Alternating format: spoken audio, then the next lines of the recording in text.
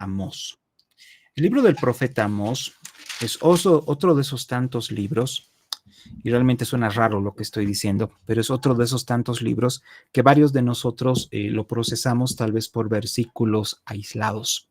Hay una frase que se va repitiendo en el libro y se repite varias veces y dice, así como ha dicho Jehová, por 3 pecados y por el cuarto no revocaré su castigo.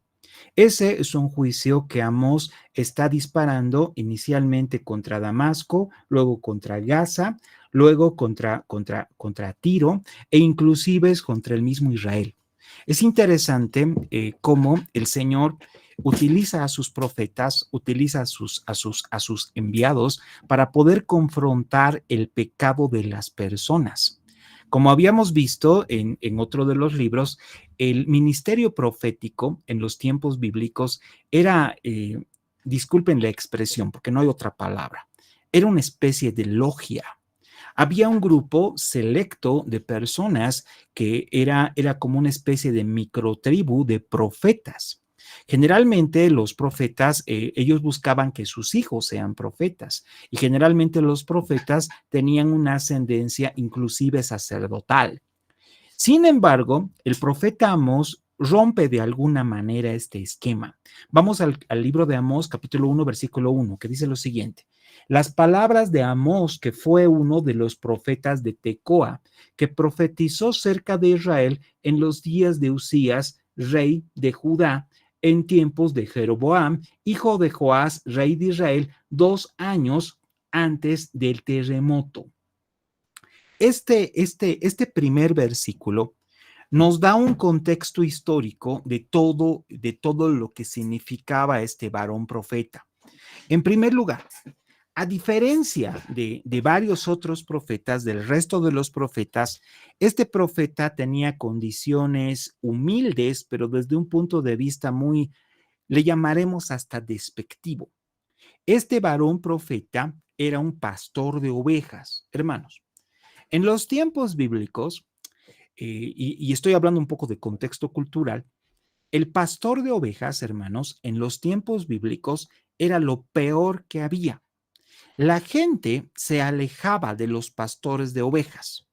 La gente a los pastores de ovejas en los tiempos bíblicos no les dejaba ni siquiera entrar a las ciudades.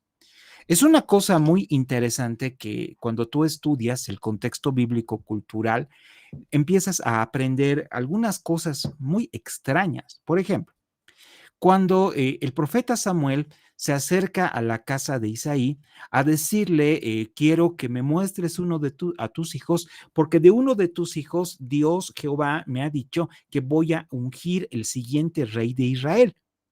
Y el padre de familia empieza a sacar a todos sus hijos, tal vez los sacaría al patio, no sé, y los empieza a formar. Sus hijos eran grandes, eran fuertes, eran simpáticos, eran hermosos. Y por alguna razón Dios le decía a Samuel que ninguno de estos hijos era el elegido para ser el próximo rey, el reemplazo del rey Saúl. Samuel le dice, pero Señor, estos son todos los hijos, y Dios le dice algo interesante, y le dice, no te fijes en lo alto ni en lo ancho de su estatura, pues yo lo desecho porque Jehová mira el corazón. Y a partir de ahí, Samuel le confronta al padre, le dice, no tienes ningún otro hijo, y el padre inicialmente le dice, no tengo otro, y después se acuerda y dice, sí tengo uno. Hay uno, el más pequeño, que está en el campo pastoreando ovejas. Es increíble, ¿por qué? Porque ningún hijo de ganadero, ningún hijo de un patrón de la casa estaba enfocado o estaba orientado al cuidado de ovejas. A las ovejas las cuidaban los empleados, los siervos y los esclavos, no las cuidaban los hijos. En la parábola del hijo pródigo, nosotros vemos un hijo pródigo que cae inclusive más bajo. Este hijo pródigo ni siquiera está cuidando ovejas, está cuidando cerdos. Pero lo interesante es que este hijo pródigo, y estoy hablando de Lucas capítulo 15, este hombre en un momento dado dice, y dice la palabra, entra en sí. En otras palabras, ubica realmente cuál es la situación suya en plena crisis en una tierra extranjera y cuidando cerdos y dice, bueno, voy a volver a la casa de mi padre y le voy a decir, padre, he pecado contra el cielo y contra ti y trátame como uno de tus jornaleros, como uno de tus siervos, como uno de tus esclavos. En otras palabras, padre, prefiero cuidar ovejas para ti que cuidar cerdos para estos incircuncisos. Ese era el proyecto del hijo pródigo. Cuidar ovejas, hermanos, en todos los contextos bíblicos que existen, siempre se habla de gente que era menospreciada, de gente que era completa, total y absolutamente discriminada en cualquier región dentro del reino de Israel y de Judá, por supuesto. Una parte donde nosotros vemos realmente esto es el momento en que la estrella, y básicamente en el momento de la primera Navidad, el momento en que la revelación de Dios hacia aquellas personas que habían sido elegidas para ir a honrar al bebé, para ir a honrar al Mesías recién nacido, estaba separado en dos tipos de personas. En primer lugar, los sabios del Oriente, que no eran necesariamente reyes, eran sabios del Oriente, personas incircuncisas, personas que no estaban ligadas al pueblo de Dios, por un lado, y por otro lado, un grupo de pastores de ovejas que estaban durmiendo en las afueras de Jerusalén, porque los pastores de ovejas no pueden pisar Jerusalén. Este contexto hace del libro de Amós un libro verdaderamente interesante que nos llama la atención. Es el libro del pastor de ovejas, el pastor de ovejas que tiene una relación con Dios y el pastor de ovejas que es elegido y apartado por el Señor para que pueda proyectar un mensaje determinado a su pueblo Israel. El libro de Amós no se enfoca al reino del sur, se enfoca al reino del norte. El mensaje del libro de Amós es textualmente, tienes que escuchar lo que Dios te tiene que decir. Repito, el libro de Amós tiene este mensaje, escuchar lo que Dios te tiene que decir. A cada uno de nosotros, el Señor nos tiene un mensaje diferente, un mensaje peculiar, un mensaje específico para cada uno de nosotros. Nosotros, los que estamos acá, varios de nosotros, creo que la mayoría, somos pastores, pastores predicadores y personas que evidentemente hemos visto desde un púlpito a Dios obrar maravillas por medio de su palabra. Es una cosa hermosa llevar una Biblia al púlpito y lanzar un mensaje bíblico y realmente por mucho que lo prepares, por mucho que lo prepares con puntos y comas, porque yo conozco varios hermanos pastores que inclusive leen sus mensajes. Que los preparan con semanas, con meses de anticipación, y cuando tú los invitas a predicar, sacan, se ponen esos lentecitos chiquititos y se ponen a leer de principio a fin. No lo hacen aburrido, ni mucho menos, sino que tienen tanta carga y tanta responsabilidad con la transmisión de la enseñanza que lo leen de principio a fin. Es algo realmente maravilloso, hiperprofesionales. Pero inclusive a pesar de hacer eso, tal vez los ultrapentecostales me dirán, estás matando al espíritu, pastor. No, no, no, no, no. A la palabra de Dios no la puedes matar. La palabra de Dios va a producir el querer como el hacer. La palabra de Dios va a salir de una forma hiper eficaz y va a ser siempre cortante, siempre tajante, como una espada de doble filo, como una espada de dos filos que va a entrar y va a perforar hasta el tuétano espiritual de las personas y nunca la palabra va a volver vacía, jamás. A la primera persona que tú le estás predicando, cuando estás preparando un mensaje, cuando estás preparando una prédica, es a ti mismo. El primero que tiene que rendirse ante la palabra de Dios es ni más ni menos, ni más ni menos que el predicador. Si esta palabra no ha tenido un efecto directo sobre el predicador, es muy poco probable que tenga el efecto buscado sobre la congregación. Yo he conocido muchos pastores que estaban viviendo completamente en pecado. He conocido muchos pastores que inclusive uno, después de verlos, uno dudaría si son inclusive, y yo hablo con el mayor de los respetos, inclusive hasta dudas si son cristianos. Yo he conocido pastores que vivían en adulterio. Ha habido inclusive pastores que eran alcohólicos, pastores homosexuales, etcétera, pero inclusive a pesar de eso, el Señor puede obrar por las palabras que salen de su boca. El pastor, hermanos, no predica su testimonio. El pastor predica la palabra de Dios. Que para el pueblo de Israel venga una profecía a través de un profeta que sea de profesión, de oficio, pastor de ovejas, era realmente algo muy, le llamaremos humillante. Las personas lo primero que hacen, y esto es lamentable, es extremadamente triste, pero es real, lo primero que hacen al ver al predicador, al ver el mensaje, es quedarse viendo al predicador. Es muy común en varias congregaciones y especialmente en las más tradicionales que a las mujeres no les dejen predicar. Y no voy a entrar en ese tema, que a mi criterio es institucional más que bíblico. Es muy común que inclusive en otras congregaciones no te dejan predicar al menos que seas pastor ordenado. A otras personas no les dejan subir al púlpito al menos que estén casados y tengan hijos. Un soltero no puede subir. Otras personas tienen que subir al púlpito inclusive después de exigirte que presentes el bosquejo de tu prédica. Institucionalmente hablando, hermanos, las congregaciones hoy en día tenemos mucho de fariseos y realmente institucionalmente estamos matando lo que la congregación debería ser bíblicamente.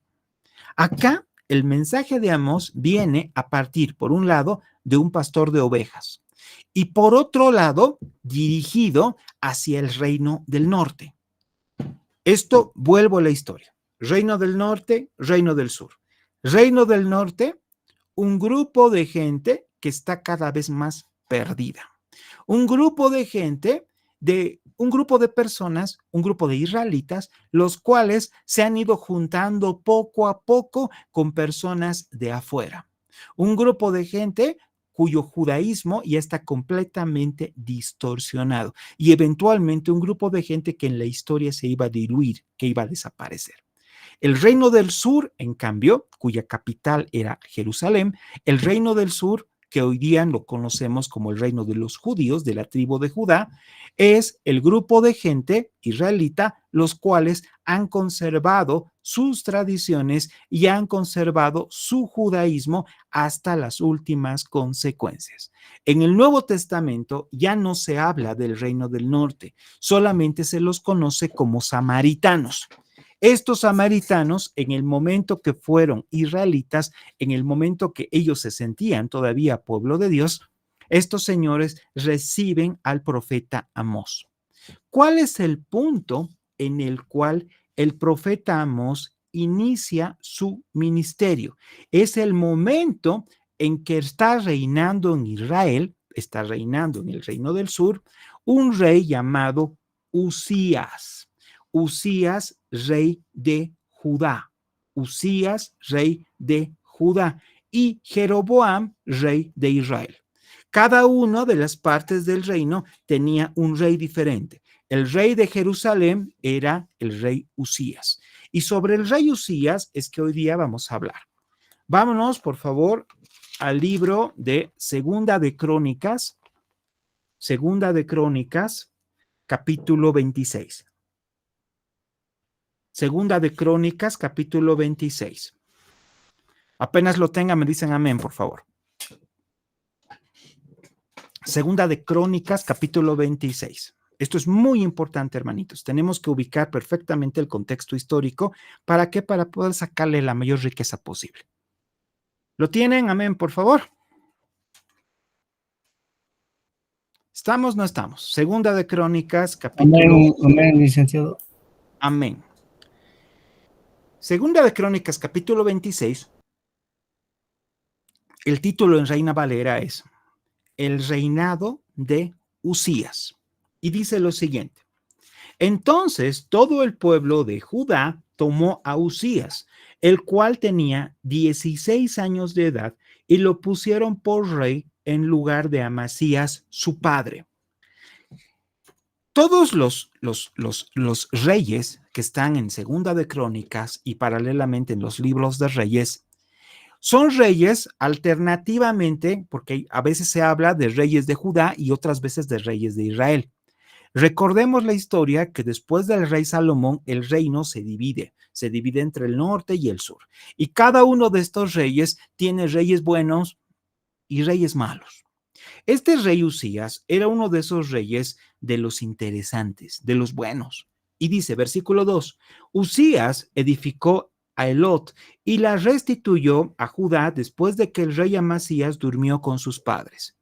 De 16 años era Usías cuando comenzó a reinar y 52 años reinó en Jerusalén. El nombre de su madre fue Jecolías de Jerusalén. Versículo 4. Verso que nos dice específicamente cuál es la calidad del rey del que estamos hablando. Y dice, versículo 4, e hizo lo recto ante los ojos de Jehová conforme a todas las cosas que había hecho Amasías su padre.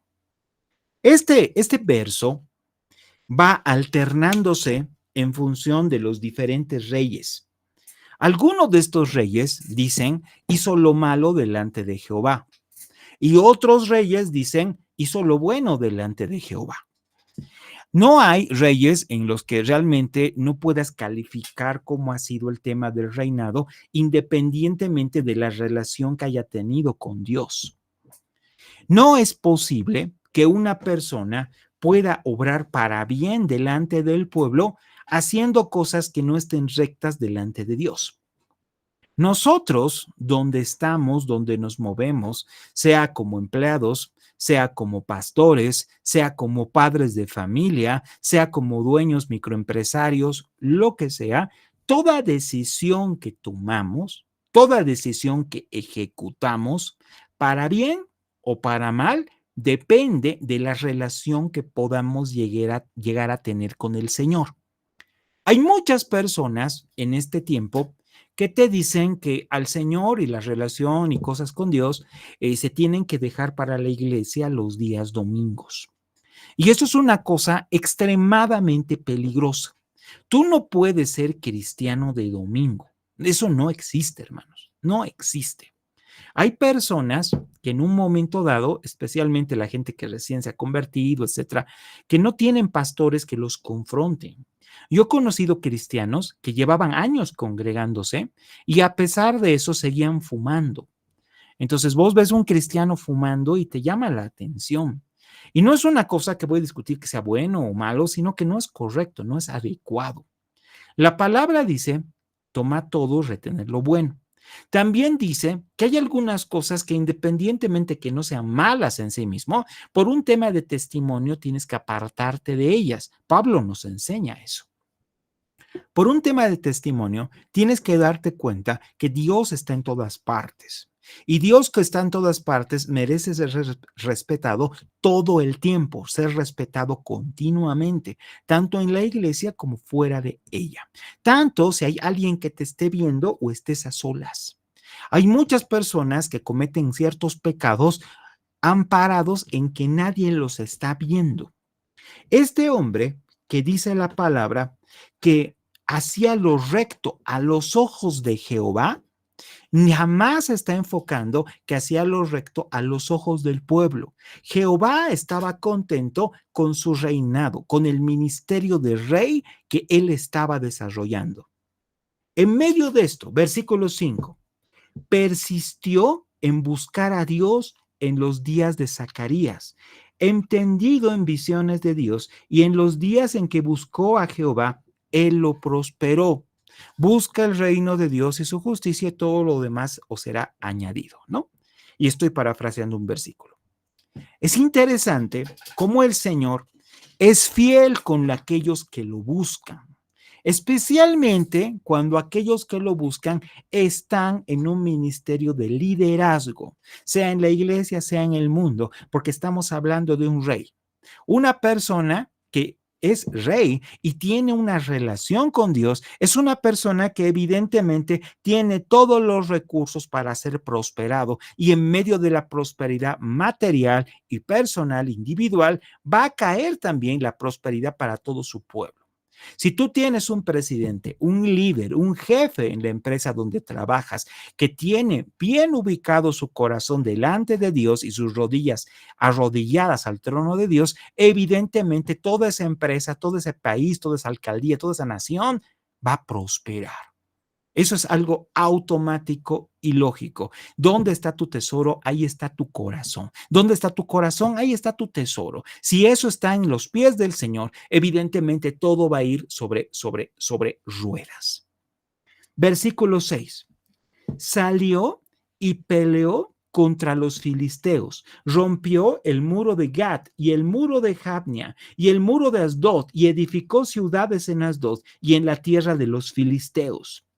Este señor fue el único rey del que se tiene registro, por supuesto, que se atrevió a entrar en la tierra de los filisteos y no tomar sus ciudades, sino edificar sus propias ciudades en tierras ajenas, casi como embajadas. Él conquistó a los filisteos. Los filisteos en la historia eran los enemigos mortales del reino de Israel. Los filisteos, por alguna razón, nunca desaparecieron hasta el día de hoy. Por si acaso, los palestinos son descendientes indirectos de los filisteos. Estos filisteos, el rey Usías los puso a raya. Verso 7. Dios le dio ayuda contra los filisteos y contra los árabes que habitaban en Gurbaal y contra los amonitas. Y dieron los amonitas presentes a Usías y se divulgó su fama hasta la frontera de Egipto porque se había hecho altamente poderoso. ¿Saben? Cuando lees esto de un rey, entre comillas, desconocido, parecería que estuviera hablando inclusive del rey Salomón, pero es Usías. Es Usías a los cuales los amonitas, que son otros enemigos históricos de Israel, terminan teniendo que traerle ofrendas al rey. Le dan presentes al rey, se arrodillan ante el rey de Judá. ¿Esto por qué? Porque se había hecho altamente poderoso. El contexto que significa poderoso para un rey en los tiempos bíblicos y en los actuales también, un rey poderoso significa un rey temido. Una persona realmente digna de temer, una persona que no te conviene contradecir. Verso 9. Edificó también Usías torres en Jerusalén, junto a la puerta del ángulo y junto a la puerta del valle y junto a las esquinas y las fortificó. ¿Qué significa torres? En el mundo antiguo, siempre hay una especie, una figura en las ciudades que son las torres. Nosotros actualmente los conocemos como los rascacielos, los grandes edificios. En la ciudad de La Paz, en la zona sur, existe un edificio que lo ha hecho el señor Doria Medina, que es un edificio que es prácticamente el edificio más alto del país. Es la Green Tower, ¿no?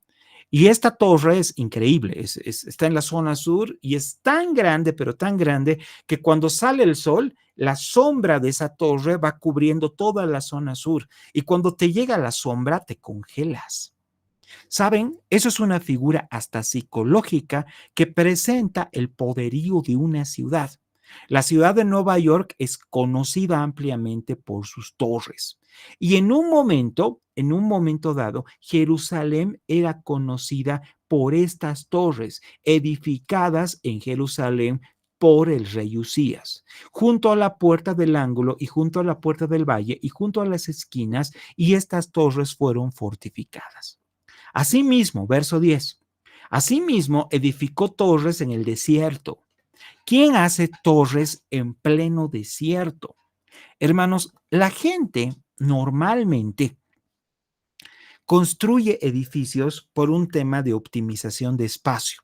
Si tú tienes un terreno de 400 metros cuadrados, que no es tan grande, y si y tienes la oportunidad de hacer un edificio, tú puedes hacer un edificio de 4, 5, 6, 7 pisos y distribuir cada uno de tus pisos a cada uno de tus hijos y tener la planta baja algunas tiendas, ¿no? Ese es el contexto paceño más o menos de la construcción. Planta baja, las tiendas. Último piso, los padres y los pisos del medio de cada uno de los hijos. Has optimizado espacio porque el espacio es caro, es costoso. Pero en el desierto el espacio no es costoso. En el desierto y también en el altiplano en Bolivia, la gente construye edificios por un tema de estatus. Son edificios que en muchos casos ves el altiplano, hay un edificio en medio de la nada, y es simplemente porque la gente que se ha metido a construir eso quiere demostrar a la gente de su región que tiene el poder económico suficiente. Usías estaba demostrando eso. Sus enemigos estaban atónitos cómo este rey tenía los recursos suficientes para construir torres en medio del desierto. Edifica torres en el desierto, verso 10. Abrió muchas cisternas. Cisternas significa pozos de agua.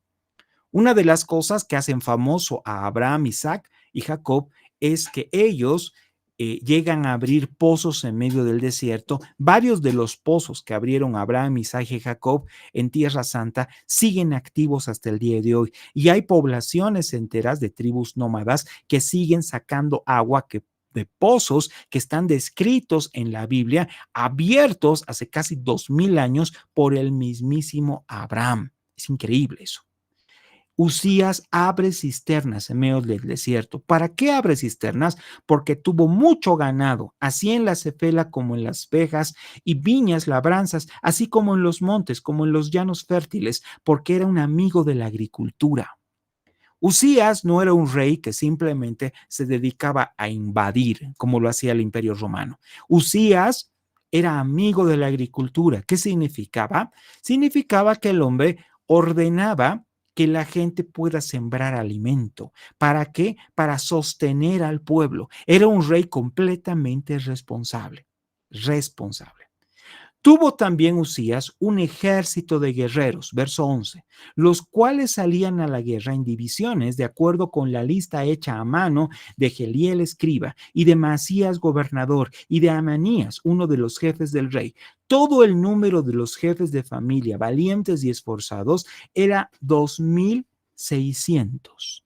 2600 solo hablando de sus generales. 2600. Detrás de cada uno de los generales habría como 300 hombres por detrás. Hagan las cuentas, en los tiempos antiguos esto era una enormidad de gente que estaba entrenada para la defensa del reino del rey Usías. Verso 13. Bajo la mano de estos estaba el ejército de guerra de 307,500 guerreros, más de 300,000 guerreros, poderosos y fuertes para ayudar al rey contra sus enemigos. Estamos hablando de aproximadamente unos 1000 años antes de Cristo, un poco más, y vemos a un hombre que tiene un ejército de más de 300,000 soldados, todos organizados, todos con los mejores recursos de su tiempo. Verso 14. Usías preparó para todo el ejército escudos, lanzas, yelmos, corsets, que son esas mallas para evitar las flechas, arcos, ondas para tirar piedras, e hizo en Jerusalén máquinas inventadas por ingenieros para que estuviesen en las torres y en los baluartes, para arrojar saetas y grandes piedras, y su fama se extendió lejos porque fue ayudado maravillosamente hasta hacerse poderoso.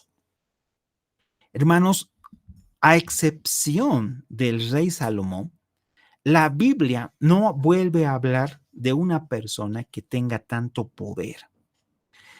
La gran decisión para alcanzar prosperidad es decidir dónde colocas tu corazón. Si yo decido colocar mi corazón en el trono de Dios, evidentemente Dios te va a llegar a prosperar. Y no es un tema de diezmo, ofrenda, no. No es un tema de teología de la prosperidad. para nada. Es un tema total y completamente bíblico en este caso.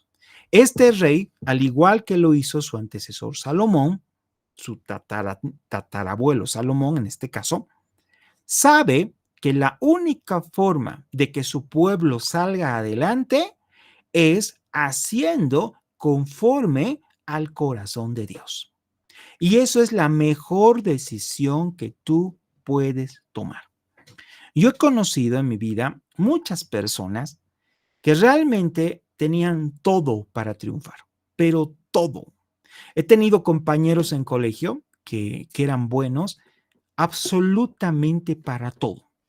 No es normal esto. Una persona que es buena en estudios no necesariamente es una persona que es buena en deportes, pero hay gente que sí lo es.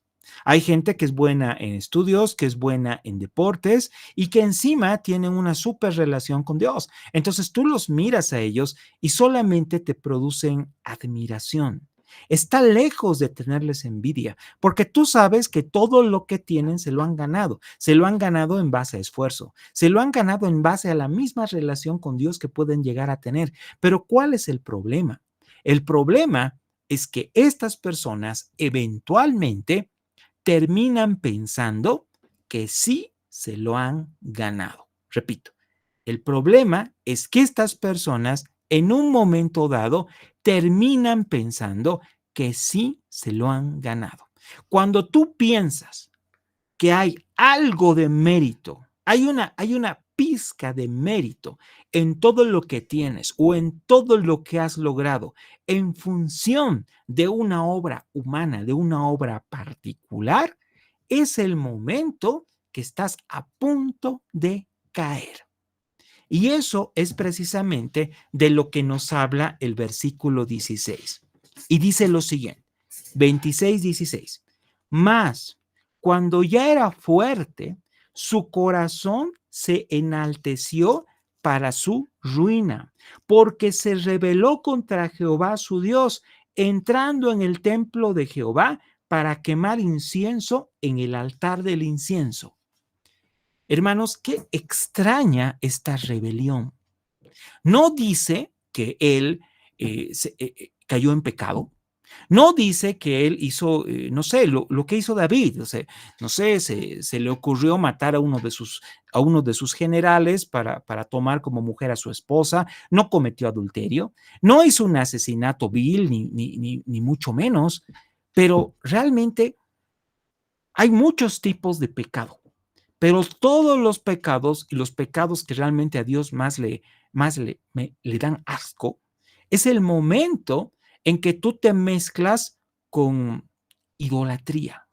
En otras palabras, la idolatría para el Señor en los tiempos, en el hebreo, la palabra idolatría tiene mucho que ver con la palabra adulterio y fornicación, con la palabra traición.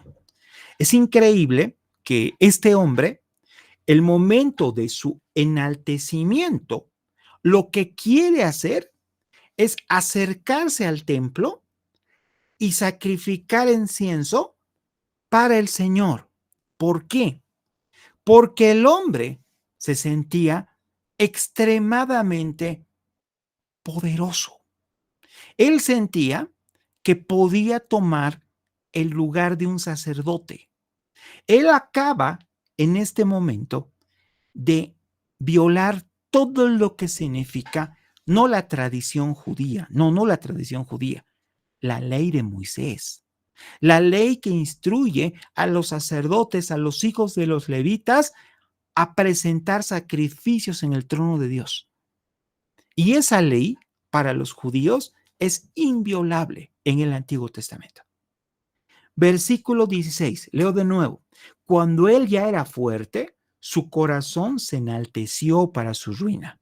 Él se consideró todopoderoso, porque se rebeló contra Jehová su Dios, entrando en el templo de Jehová para quemar incienso en el altar del incienso, cuando no le correspondía.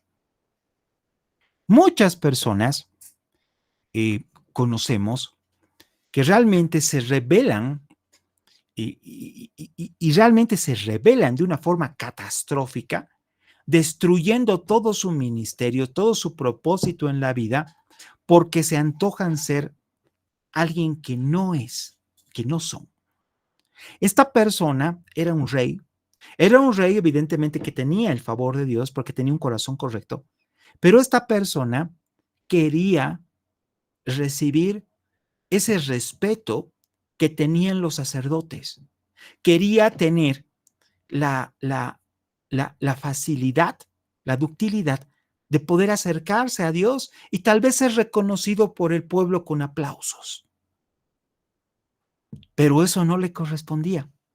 Él era un rey poderoso en extremo, era un rey famoso, respetado y temido por su nación y por todas las naciones de alrededor, pero no le bastaba. Él quería más. Eso es enaltecimiento. Versículo 17. Entró tras de él el sacerdote Azarías y con él 80 sacerdotes de Jehová, varones valientes, dice la palabra. Hermanos, cuando, cuando un rey, cuando una persona muy poderosa está haciendo algo muy bárbaro, tienes que tener mucho valor para ponerte enfrente y decirle que no puede hacerlo. Hay muchas personas en la congregación que son fuertes, fuertes no en el sentido espiritual, ni mucho menos. Son personas conocidas, son personas famosas, son personas económicamente muy pudientes y realmente yo respeto mucho a aquellos pastores que no tienen miedo en confrontarlos. Imagínate, tu pastor, si tuvieras la oportunidad de confrontar a una autoridad política. Si pudieras confrontar a una persona que posiblemente tiene más dinero y más posición social que tú y decirle lo que estás haciendo no está bien hecho. Hermanos, lo que están haciendo estos sacerdotes en el verso 17 es literalmente arriesgar sus vidas, porque el rey tiene todas las herramientas y toda la autoridad para mandarlos a ejecutar a todos. Se están jugando sus vidas, encabezados por el gran sacerdote Azarías. Digo gran sacerdote porque es el principal. Y detrás de él, 80 sacerdotes que no se quedan atrás. Y la palabra en el verso 17 dice, todos varones valientes. Y se pusieron, verso 18, contra el rey Usías y le dijeron, no te corresponde a ti, oh Usías, el quemar incienso a Jehová, sino a los sacerdotes, a los hijos de Aarón, que son consagrados para quemarlo. Sal del santuario, porque has prevaricado, y no te será como gloria delante de Jehová. Usías no tuvo tiempo de decir nada. Los sacerdotes impusieron tal nivel de autoridad que Usías fue juzgado en un solo versículo. En un versículo se ejecutó el castigo sobre el rey. No estamos hablando de cualquier persona. Estamos hablando de un rey que hacía lo recto a los ojos de Jehová. Estamos hablando de una persona muy poderosa políticamente hablando. Estamos hablando de una persona que representaba todo lo mejor del reino. Una persona que posiblemente era aquel a imitar. Una persona que tenía un testimonio hasta ese momento completamente intachable. Verso 19. Entonces Usías, teniendo en la mano un incensario para ofrecer incienso, se llena de ira. Esa ira es más que impotencia. Esa ira es la capacidad que tiene y que sabe que tiene para tomar represalias.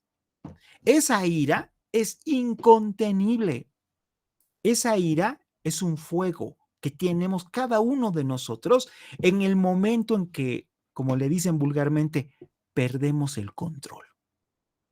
Hay un momento que la adrenalina se te sube a la cabeza y puedes decir cosas que no has pensado en decir. Usías estaba en ese momento, se llena de ira. ¿Cómo puedes llenarte de ira en tu corazón si tienes todavía el incienso para poder ofrecer sacrificio, alabanza y adoración delante de Dios. Eso no tiene sentido. Es como que a ti se te salgan las ganas de golpear a alguien teniendo la Biblia en una mano y teniendo el micrófono predicando en la otra. No tiene sentido, no tiene lógica. Pero el ser humano, hermanos, mientras más alto está, más rápido se cae. El ser humano no se conoce a sí mismo, sino hasta el momento que el pecado lo confronta. Usías tiene la mano en el incensario para ofrecer incienso, se llena de ira y en medio de su ira contra los sacerdotes, sigo en el verso 19, la lepra le brotó en la frente. Esto no es como el caso de Naamán, que la lepra le brota en el pecho y le brota a escondidas. A este hombre le pasa algo raro. A las personas la lepra generalmente les brota en los lugares donde el sol no llega. Y cuando la lepra ya está en las manos, ya está en las últimas consecuencias. Lo último que tienen los leprosos es lepra en la cara. A este hombre le sale la lepra en la cara, en la frente. No puede ocultarla. La lepra le brota en la frente, delante de los sacerdotes, en la casa de Jehová, junto al altar del incienso. Y le miró el sumo sacerdote Azarías y todos los sacerdotes, y aquí la lepra estaba en su frente, y le hicieron salir apresuradamente de aquel lugar. Y él también se dio prisa a salir, porque Jehová lo había herido. La lepra, hermanos, en los tiempos bíblicos, y ustedes lo saben, era lo peor que te podía pasar. Era lo peor que te podía pasar. Uno de los primeros milagros que nosotros vemos en los evangelios es nuestro Señor sanando leprosos, acercándose a leprosos y sanándolos. Los leprosos en los tiempos bíblicos, por la ley de Moisés, eran personas excluidas completamente del pueblo. Los leprosos habían perdido el derecho, inclusive, de tener un nombre. Si tú le preguntabas a un leproso qué se llama, si alguien tocaba tu puerta y tú decías del otro lado quién es, él no podía decirte mi nombre es Ricardo, soy Ricardo. No, no, no. Él te tenía que responder por ley, leproso soy. Ese era su nombre, esa era su identificación. Ya no tenía familia, ya no tenía herencia, ya no tenía nada. Lo único que podía salir de su boca era el nombre leproso soy. Los leprosos, inclusive, por la ley, tenían que cargar en el cuello unas campanas, como de los gatitos, unas campanitas. Entonces los leprosos caminaban por las ciudades pidiendo limosna y las campanas sonaban. Y cuando alguien escuchaba las campanas, temblaba de terror y se alejaba inmediatamente porque la lepra en los tiempos bíblicos no tenía remedio, no tenía cura y era extremadamente contagiosa. La lepra es una de las peores enfermedades culturalmente hablando. Este hombre sale herido de lepra directamente desde el templo y no puede esconderla porque la lepra empieza desde la punta de la frente. Verso 21. Así el rey Usías fue leproso hasta el día de su muerte. Habitó leproso en una casa apartada y por la cual fue excluido de la casa de Jehová. Y Jotam, su hijo, tuvo cargo en la casa de Israel, gobernando al pueblo de la tierra. Los demás hechos de Usías, primeros y postreros, fueron escritos por el profeta Isaías, hijo de Amós. Y durmió Usías con sus padres, los sepultaron con sus padres en el campo de los sepulcros reales, porque dijeron, leproso es. Y reinó Jotam, su hijo, en lugar suyo. Hermanos, no es extraño en los tiempos bíblicos que a una persona malvada le vaya mal. No es extraño. No es extraño en los tiempos bíblicos que una persona cruel, que a un dictador, eventualmente todo se le caiga y Dios tome justicia y Dios ponga las cosas en su lugar. Eso no es extraño. A ningún israelita le hubiera llamado la atención eso, porque eso no era una cosa extraña.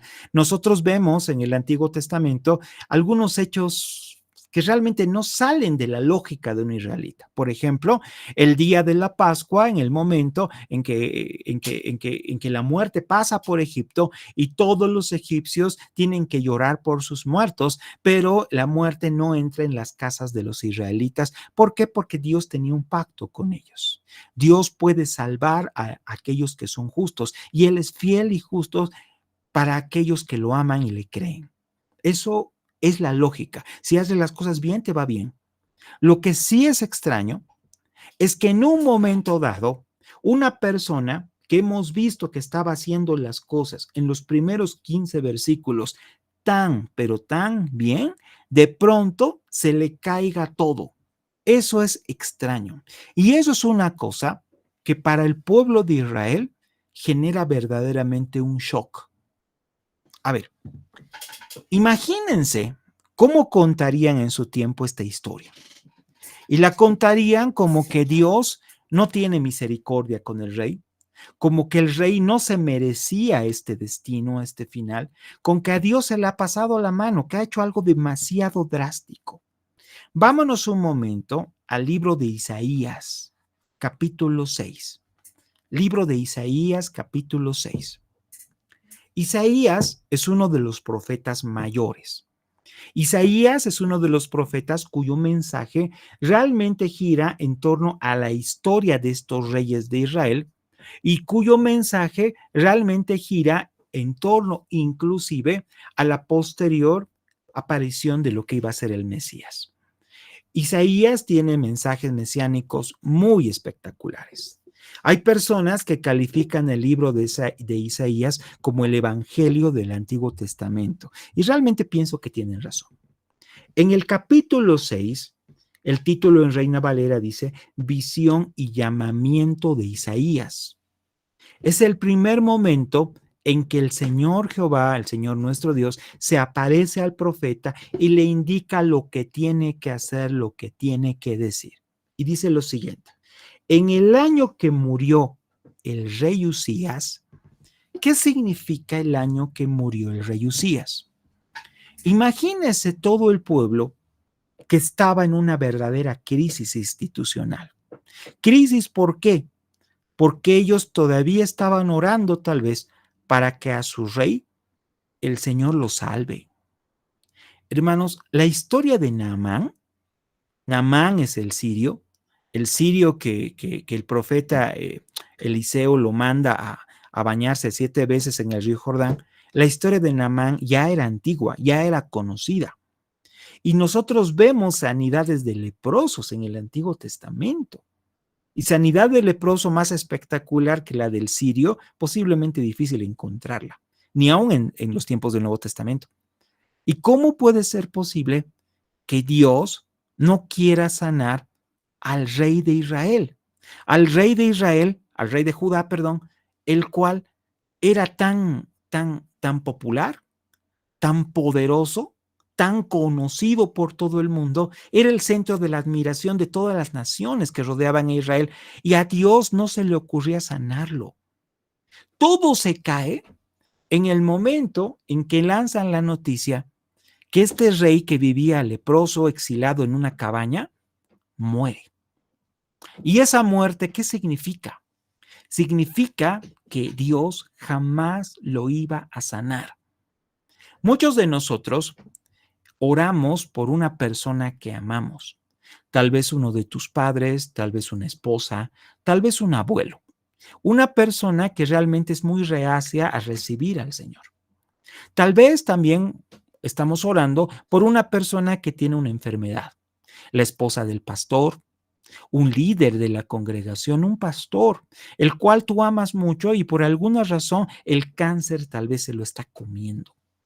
Y algunas personas en la congregación están orando mañana, tarde y noche y hay cadenas, redes de oración diciendo, Señor, queremos que lo sane. Señor, sánalo, sánalo. Y tú dices, Él no tiene que irse, Él es nuestro pastor. Ella no tiene que irse, ella es mi abuela. No puede irse si no te conoce primero. Pero ¿saben? Hay un momento que las oraciones no son respondidas. Hay un momento en que realmente tú ves eso con dolor porque parece que Dios se ha olvidado de ti. Es bien lindo como pastor tomar el púlpito y contar historias de testimonios maravillosos, de testimonios de oración y de oraciones respondidas. Es una cosa que a la congregación la motiva. Pero ¿cómo puedes motivar a la congregación cuando tú cuentas el testimonio de una oración que no ha sido respondida? ¿Quién de ustedes podrían tomar un púlpito y contar que has orado por la conversión de tu padre durante más de 20 años y tu padre finalmente ha muerto sin conocer al Señor? ¿Quién contaría eso? ¿A quién le motivaría a escuchar algo así? Es algo doloroso. Y es algo doloroso porque tú dices, ¿en quién voy a creer? ¿En un Dios que aparentemente se le pueden salir las cosas de su control? ¿Se le pueden salir las cosas de las manos? ¿Por qué Dios hace las cosas que hace? Y en muchos casos, las cosas que hace a mi criterio particular de ser humano son injustas. Cuando Isaías tiene el llamado de Dios, y realmente es increíble cómo aquí escrito de una manera exquisita, dice, en el año que el rey Usías murió, yo vi al Señor sentado sobre un trono alto y sublime. En el momento en que el pueblo pensaba que las cosas habían salido del control de Dios, que Dios había perdido el orden y había perdido el norte, el profeta Isaías lo ve centrado en su trono. Él está sentado en su trono. Nada se le va de su control. Todo lo que había visto, lo que había vivido y lo que había pasado a Usías, a Dios no se le había escapado. Dios sabía de antemano que Usías iba a terminar así, porque su corazón no estaba donde debía estar. E inclusive su corazón había engañado al mismo protagonista. Varios de nosotros, hermanos, posiblemente no nos conocemos a nosotros mismos. Y de la primera persona, ser humano, que tienes que temer, es de aquel que miras en el espejo todos los días. Pregunta, ¿cuál es tu límite? ¿Hasta dónde podrías aguantar? ¿Hasta dónde puedes resistir la presión y seguir comportándote como cristiano? El límite de Usías lo acabamos de leer. El límite de Usías era simplemente que él no quería someterse a las autoridades puestas por Dios. Él quería ser la autoridad fuera de la iglesia y también ser dentro de la iglesia. Él quería ser un sacerdote, pero no le correspondía. El límite de Usías era que no entendió su propósito. Se volvió, como le dicen, un megalomaníaco.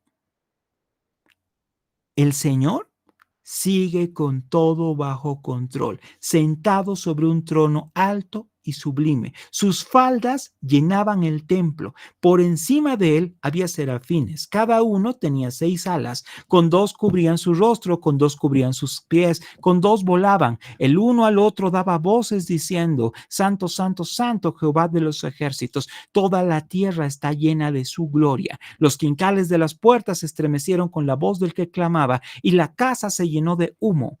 Entonces, verso 5, qué lindo es este verso 5.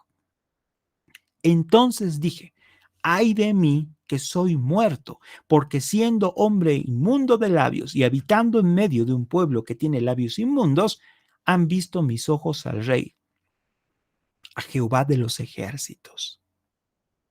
Si este profeta, si este Isaías hubiera tenido el corazón del rey Usías, yo pienso que el rey Usías hubiera pasado al frente. El rey Usías jamás hubiera dicho, no me corresponde estar delante de Dios. El rey Usías tal vez hubiera pensado que todos sus logros terrenales lo habilitaban para hablar con Dios cara a cara. Esta humildad que solamente podemos reconocer en un verdadero sacerdote es ni más ni menos que una característica que tienen todos los profetas. Una persona que están bien ubicados, pero extremadamente ubicados en la posición que ellos tienen delante de Dios. Verso 6. Voló hacia mí, dice Isaías, uno de los serafines, teniendo en su mano un carbón encendido, tomado del altar con unas tenazas, caliente, carbón. Tomando con él sobre mi boca, dijo: He aquí, esto tocó tus labios, es quitada tu culpa y limpio tu pecado. El Señor trata el pecado de esta manera. Primero te quita la culpa y después te quita el pecado. Interesante. Primero te quita la culpa. La culpa es lo que en muchos casos nos aleja del Señor. El pecado para el Señor no es importante, pero no es tan importante como muchas veces para ti. El Señor dice: yo he muerto por tus pecados. Si tú lo aceptas, si tú lo reconoces, si tú te arrodillas y si tú permites que ese carbón quite tu culpa de encima, con el Señor vas a poder hablar y tener una relación. Si tú no puedes aceptar que Él tiene toda la potestad, la autoridad y el poder para limpiarte tus pecados, lamentablemente al Señor nunca lo vas a conocer cara a cara. Después, verso 8, oí la voz del Señor que decía: ¿a quién enviaré y quién irá por nosotros? Entonces respondí yo: heme aquí, envíame a mí. Y dijo: anda y di a este pueblo, y le da todo el mensaje. En la carrera, en el plan de estudios, no hay una parte donde se lleve específicamente el libro de Isaías. Entiendo que han llevado como materia profetas mayores y no quiero meterle mucho eso. Pero el contexto en que el profeta Amós empieza a desarrollar su ministerio es precisamente ese. El libro de Amós, escrito por una persona cuyo nombre es Amós. Por ejemplo, por si acaso, no creo que hayan conocido a una persona que se llame Amós. Yo no lo he conocido. Debe haber gente que se llama Amós. El nombre Amós tiene un significado raro, peculiar y hermoso. Amós significa cargado por Dios. Por si acaso, cargado por Dios significa que Dios te está sosteniendo en sus espaldas. No significa que Dios te ha cargado como una batería. No, no, no. Significa que te está sosteniendo en sus espaldas y que te está llevando con sus pies donde tú posiblemente no quieres ir. El día de mañana vamos a entrar en cada capítulo de este libro. Este libro no es tan corto, tiene 9 capítulos. Este libro se caracteriza por algunos versículos aislados, como el versículo que dice rugido de león. Pero este libro tiene unos conectores, unos enlaces maravillosos, unos enlaces que nos llevan a entender que realmente nos conviene escuchar la voz de Dios. Y nos conviene entender que Dios siempre tiene algo que decir. Amén. Queridos, esta es la primera parte del libro.